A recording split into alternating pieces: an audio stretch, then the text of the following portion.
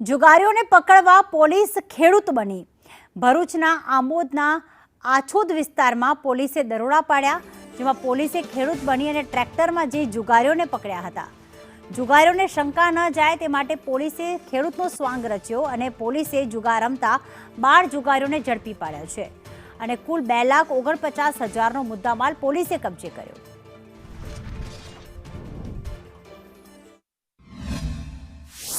ખેતર में डायरेक्ट जो पुलिस रेड करवा जाए तो जोई जाए तेम हतुं, एटले पुलिसे एक ट्रेक्टर मंगावी अने खेडूतनो वेश धारण करेलो हतो, जेथी आरोपीने खबर न पड़े।